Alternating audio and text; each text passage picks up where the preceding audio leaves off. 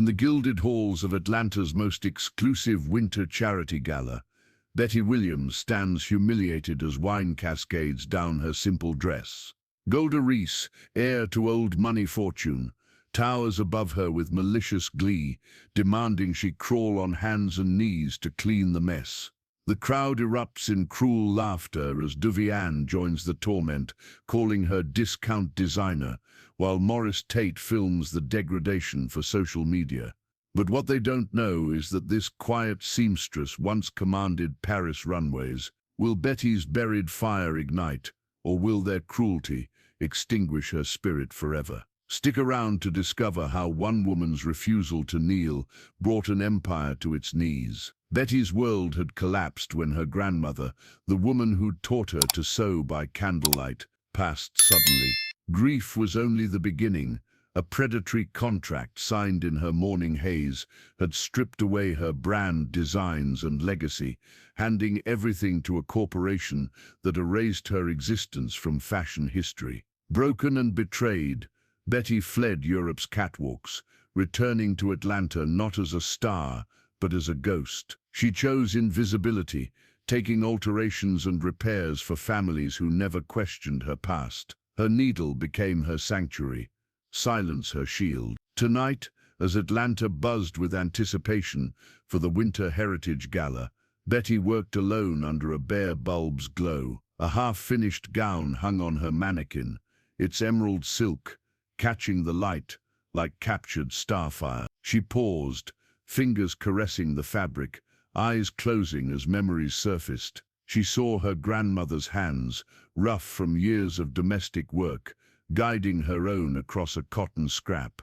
"Your stitches carry your spirit, child," her grandmother had whispered, voice rich as gospel music. "Don't let nobody unravel what God gave you." The memory steadied the ache in Betty's chest. She opened her eyes, resolve hardening like tempered steel. Her phone buzzed, its screen cutting through the dim light. The name Reese Estate glowed ash summons from one of Atlanta's most untouchable dynasties. "Betty Williams speaking," she answered, voice measured and calm. "Miss Williams, this is Margaret from the Reese household," came a crisp voice, all business. "Miss Golda requires urgent alterations on her gala gown. It's Valentino couture, and we expect perfection. Can you be here by morning?"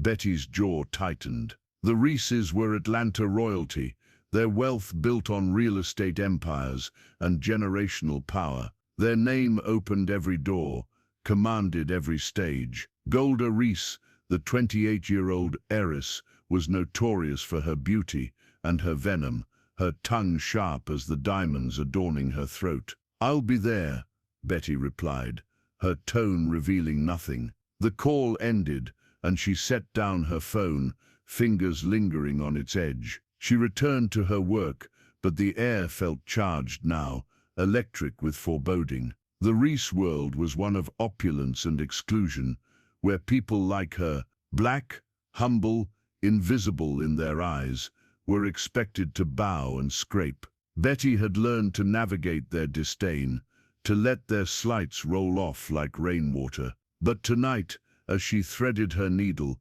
her grandmother's favorite spiritual rose unbidden in her mind. "Oh freedom over me." The words pulsed like a heartbeat, reminding her of the fire she'd buried but never lost. She stood, crossing to the window. Atlanta sprawled before her, its charm masking its scars. The city was a contradiction, gleaming towers built on histories of struggle, beauty, flowering from soil watered by tears. Betty knew its rules: stay small, stay quiet, stay useful. She'd followed them for 10 years, sending every dollar earned to her younger brother in Birmingham, who was studying medicine. But the cost of survival was steep. Each job for the elite, each silent nod to their arrogance, chipped away at who she'd been. Her gaze fell to a faded photograph pinned to her wall, its edges curling like a memory trying to escape.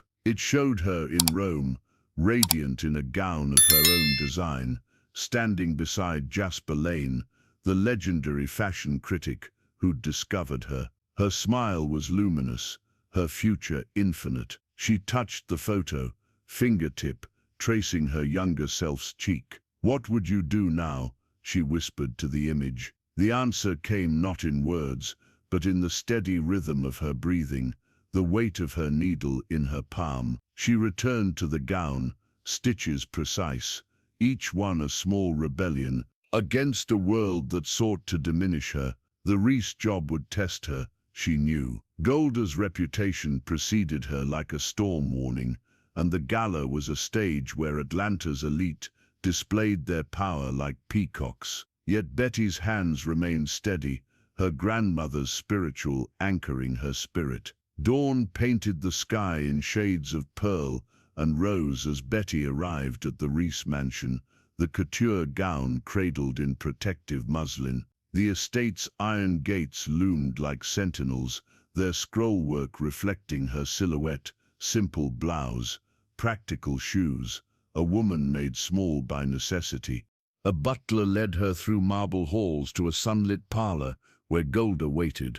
The heiress perched on a velvet chaise like a queen receiving tribute, her auburn hair swept high, emerald eyes scanning Betty with the indifference of someone appraising furniture. She rose, silk robe trailing, and gestured toward the gown without words. Betty unzipped the cover, revealing the dress. The Valentino creation caught morning light, its beadwork a constellation of craftsmanship. Golda circled it, lips pursed, gaze hunting for flaws. "It's acceptable," she said finally, voice edged with honey-coated steel. "Though I don't recall requesting additional detailing." Her tone carried challenge, daring Betty to justify her audacity. "The alterations enhance the silhouette, Miss Reese," Betty replied softly but firmly. "The beadwork balances the neckline, creates visual harmony." She met Golda's eyes briefly, a moment of courage, knowing the heiress saw her as less significant than dust on crystal. Golda's smile was razor-thin, devoid of warmth. "We'll see," she said, waving dismissively. "Be at the gala tonight for final adjustments. I won't tolerate any delays that might compromise my entrance." She turned away, silk swishing, leaving Betty with the butler and the weight of casual contempt. Betty nodded, face a mask of composure, though her pulse thrummed with familiar sting. She'd expected no gratitude.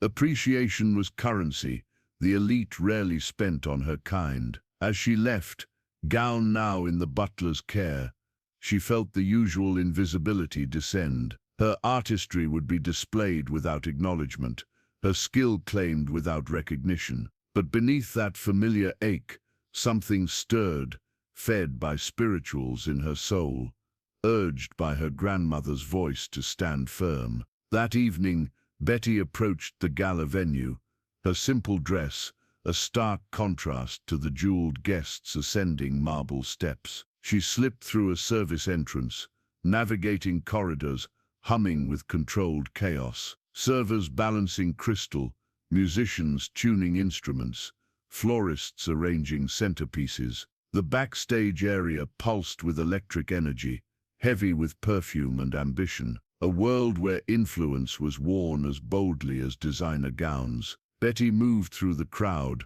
eyes scanning for the Reese entourage. She spotted two women near a gilt mirror, their laughter sharp as breaking glass. One, with angular features and suspicious eyes, was Dovie Ann Pierce, a designer whose career thrived on stolen concepts. The other, blonde hair coiled tight, was Morris Tate's companion, Bianca Harrington, a former rival whose envy had festered into malice. Their presence was an omen, a reminder that vipers thrived in gilded cages. Betty clutched her alteration kit tighter, its contents her shield against the hostility she sensed brewing. The gala was more than a social gathering. It was a battlefield where status was wielded like weapons, and someone like her was expected to bleed silently. Yet Betty stood straighter. She was here to complete her work, not to bow. As she moved toward the dressing area, the crowd's murmur grew louder, a prelude to the storm, she couldn't yet see, but felt in her bones. The backstage ballroom thrummed with barely contained energy, clinking crystal, whispered gossip, the rustle of silk and taffeta. Betty Williams stood at its periphery, her alteration kit clutched like armor against the opulence surrounding her. Her simple black dress marked her as an outsider in this sea of designer gowns and inherited jewels. Golda Reese emerged from a cluster of admirers, the Valentino creation. Betty had perfected, now clinging to her like liquid emerald fire. The gown's beadwork caught the chandelier light, creating tiny galaxies across the fabric. Yet Golda's face was a mask of disdain, her emerald eyes locking onto Betty with predatory anticipation. She glided forward, a wineglass dangling from manicured fingers, lips curved in a smile that promised cruelty. "You're late," she announced, her voice cutting through the din, though Betty had arrived precisely on schedule. "I'm here for the final fitting, Miss Reese," Betty replied, her tone steady as granite. She opened her kit, needles and thread gleaming like tiny swords, but Golda waved dismissively, her laughter sharp as champagne bubbles bursting. "Close that," she sneered. "You look like you need something to occupy those busy little hands." Then, with deliberate malice, Golda tilted her glass. Red wine cascaded across Betty's chest, the liquid soaking her dress like spilled blood. Gasps rippled through the onlookers, followed by stifled giggles, the sound of venom spreading through silk-clad bodies. Betty froze, breath catching, but her spine remained steel. The wine dripped steadily, each drop a public branding of humiliation. Golda stepped closer, voice rising for her audience. "Oops," she mocked, eyes glittering with malice. "What a mess you are now. Get down and clean it up, girl. That's what you're really here for, isn't it?" She poured the remaining wine onto the marble floor, the crimson pool spreading like a challenge. "On your hands and knees, seamstress. Show everyone what you really are." A security guard approached, discomfort etched on his face, pressing a coarse rag into Betty's hand. She took it, fingers steady, but didn't bend. The rag hung limp, a symbol of the submission they demanded. From the crowd's edge, Dovian slithered forward, her angular face alive with cruelty. "Look at her," she taunted, voice dripping scorn. "Designer boutique clearance trying to play in our world." Morris Tate materialized beside her, phone raised, recording Betty's humiliation for social media sport. "This is content gold," he laughed. "Humble seamstress gets reality check." Each word was a lash meant to strip Betty bare. The crowd's laughter swelled, a chorus of complicity, their eyes feasting on her degradation. Yet Betty stood unmoved, the wine-soaked fabric a badge of endurance. She thought of her grandmother's hands guiding her needle through cotton, heard that beloved voice, "Your spirit lives in your stitches, child. Don't let them unravel what God made." The memory was a fortress, shielding her from their venom. Golda crossed her arms, gown shimmering like liquid cruelty. "What are you waiting for?" she snapped. "Kneel and clean, or do you think you're above your station?" The question hung heavy, a dare to break her dignity. The guard shifted uncomfortably, but remained silent. The onlookers leaned closer, anticipation thick as honey. Betty's lips parted, her voice low but resolute as mountain stone. "I'm here to complete your alterations, Miss Reese. That's my work." She held Golda's gaze, her eyes quiet rebellion, refusing the role of victim. The rag remained at her side, untouched, her dignity, a flame no wine could extinguish. The crowd's laughter faltered. A few faces turned away, unsettled by her defiance. Golda's smirk twitched, a crack in her armor of arrogance, but she doubled down, stepping into the spilled wine, heels clicking like castanets. "You'll regret this defiance," she hissed, voice promising retribution. Betty didn't flinch. Her silence spoke louder than their jeers, her presence a challenge to their power. The moment stretched taut as a thread on the verge of snapping.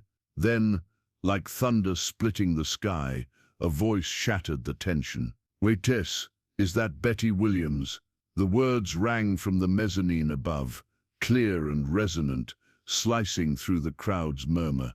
Every head turned, eyes climbing to the source. Shaw Devereux leaned over the brass railing, his silver hair gleaming under crystal light. His tailored suit was impeccable, but it was his voice, rich with authority and disbelief, that held the room captive. "The Betty Williams," he repeated, descending the curved staircase with dignity that commanded attention. "The Empress of Hand Embroidery." Betty's breath caught, her grip on the rag tightening. She knew that voice, that cadence, from a decade ago when Rome had crowned her queen of fashion. The crowd parted as Shaw approached, his phone displaying a photograph that stopped hearts. Betty radiant in self-designed glory, standing beside him at the International Fashion Awards, her trophy gleaming under Roman lights. A young woman nearby, press badge glinting, fumbled for her phone and began live streaming. Her camera captured the shift in the room's gravity, the sudden uncertainty in previously confident faces. Golda's smirk crumbled, her wine glass trembling.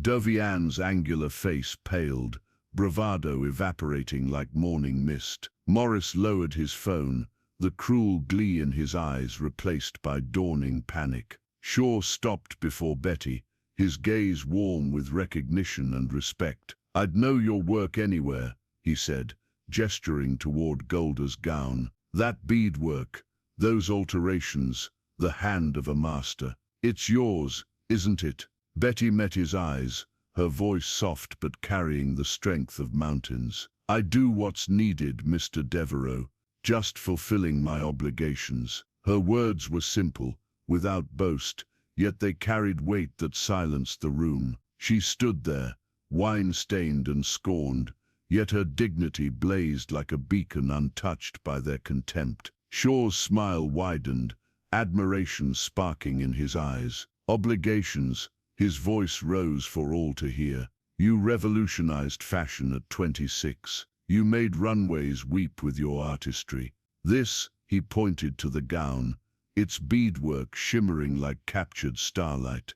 "This is no mere obligation. This is poetry made manifest." He turned to the crowd, phone still aloft, the photograph glowing like an accusation. "This woman is a legend, and you dared treat her like chattel." The live stream's red light blinked, broadcasting the moment across digital highways. Whispers erupted, a tide of shock and shame. A woman in pearls clutched her purse, earlier laughter, now a shameful memory. A man in a tuxedo looked away, face flushing with embarrassment. Golda stepped backward, gown rustling, her authority crumbling under Shaw's revelation. "I didn't realize," she stammered, voice weak as paper.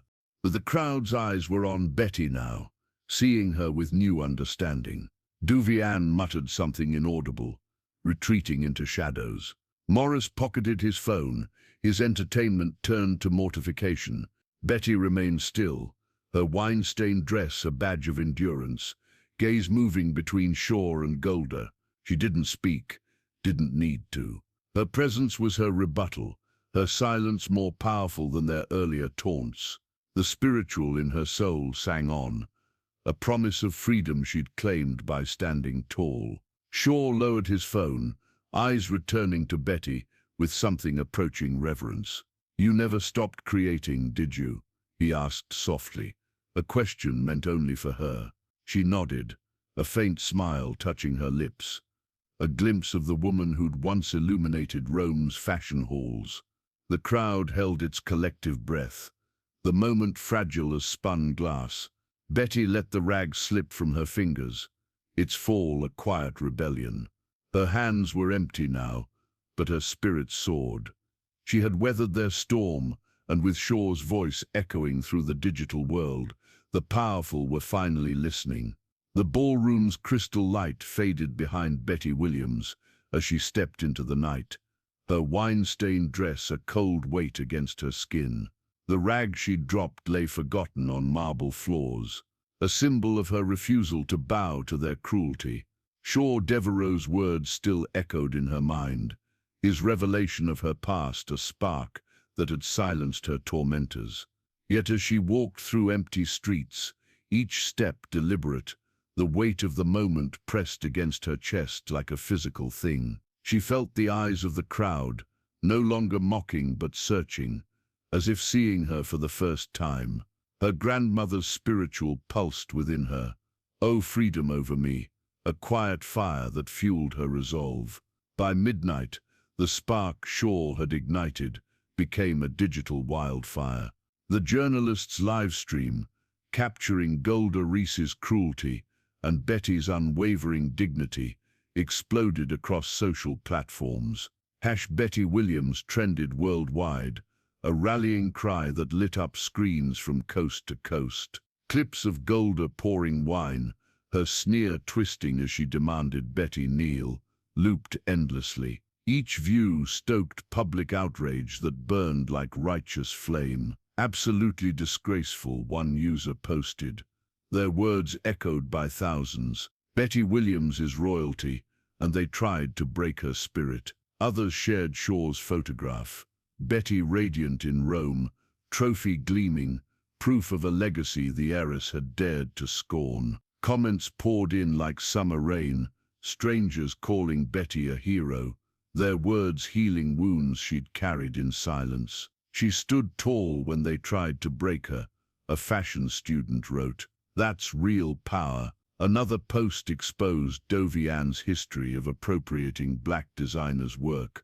her name now stained with accusations. Morris Tate's cruel filming was dissected online, his entertainment turned to public shame. The internet, fickle but fierce, turned its gaze on the trio. Their privilege offered no shield against the tide of judgment. Golda's attempted social media apology, a hollow, "I regret any misunderstanding," drowned in waves of scorn. Her followers hemorrhaged by the hour, influence evaporating like morning dew. Betty, unaware of the digital storm, returned to her modest studio. The space felt different now, quieter yet charged with possibility. She peeled off her stained dress, replacing it with worn cotton, her hands trembling, not from cold but from the magnitude of what had transpired. She sat at her sewing machine, its familiar hum a grounding rhythm. Her fingers traced a scrap of beadwork,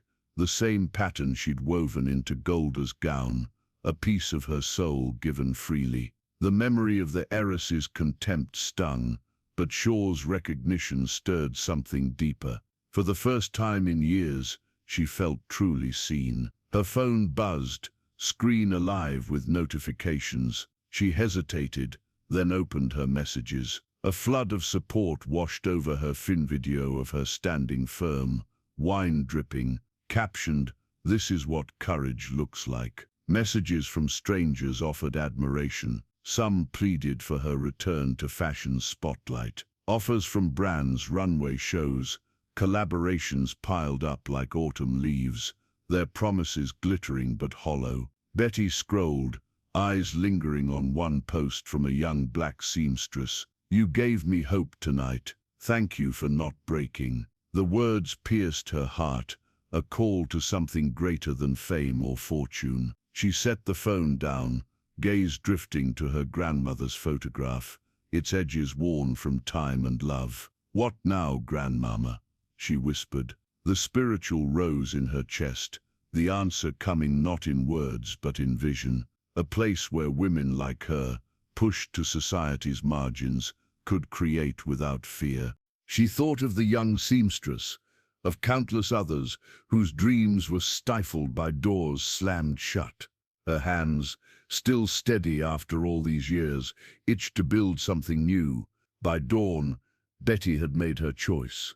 She declined the brand offers, her polite refusals, a quiet rebellion against a world that had once betrayed her trust. Instead, she envisioned a workshop, a sanctuary of thread and dignity. She would call it Threads of Heritage, a space to train young black women, to teach them to stitch their futures with pride and purpose. The idea took root, fierce and unyielding, purpose born from the night's pain and triumph. She sketched a logo on paper, a needle threading a blooming magnolia, her heart alight with possibility. As morning unfolded, the online whispers grew to roars, a reckoning for those who'd sought to break her spirit. Golda's social circle contracted like dying flowers, her family's influence fraying under public scrutiny. Dovian's latest collection faced boycotts, her plagiarism finally exposed to unforgiving light. Morris vanished from platforms, his silence a confession of shame. Betty looked forward, not back. She stood in morning light, her grandmother's spiritual a steady pulse, ready to weave a new legacy, not for the elite, but for those who, like her, refused to kneel. The workshop took shape in a narrow storefront, its dusty windows soon filtering sunlight onto polished floors. Betty stood in the center, lease agreement freshly signed, ink still wet with promise. Threads of Heritage, she whispered, the name a covenant with her grandmother's memory. Her first students arrived tentatively. Omara, barely 20, whose sketches had been dismissed by prestigious schools. Lena, whose single mother's wages couldn't fund her dreams. Jade, whose bold patterns had never left notebook pages. "This is your space," Betty told them, voice soft but resolute. "Here you create. Here you stand tall." The room filled with sewing machine symphonies, murmurs of discovery, the sound of women reclaiming their worth. Words spread like wildfire, fueled by viral support. As evening fell, Betty paused at a chalkboard, sketching the workshop's logo, needle threading magnolia blooms. "Threads of Heritage," she murmured, the name a vow fulfilled. She wasn't just teaching sewing techniques. She was teaching freedom, the kind her grandmother had sung about, the kind no one could unravel. Students gathered around, faces bright with dreams and plans.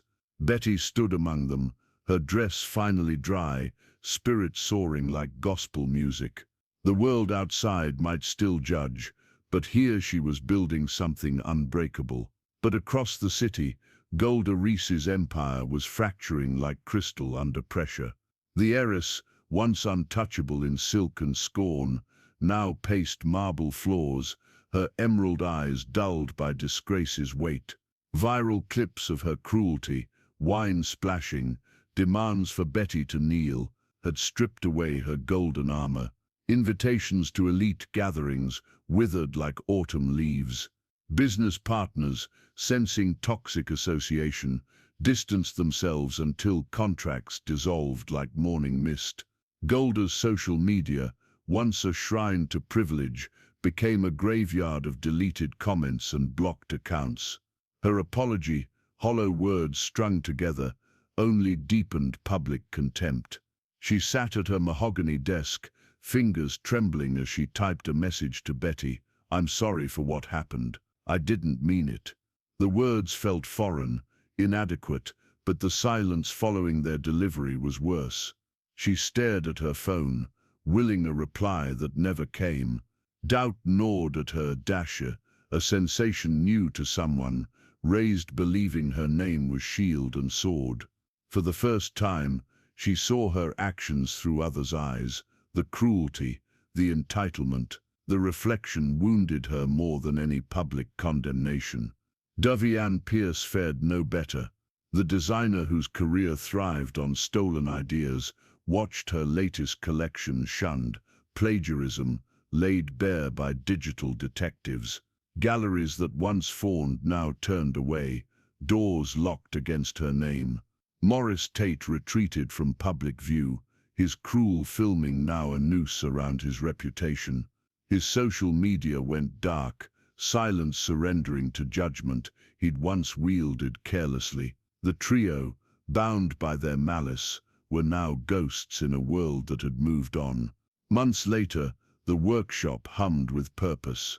The Vogue reporter, notebook ready, leaned forward. Do you ever regret leaving the spotlight?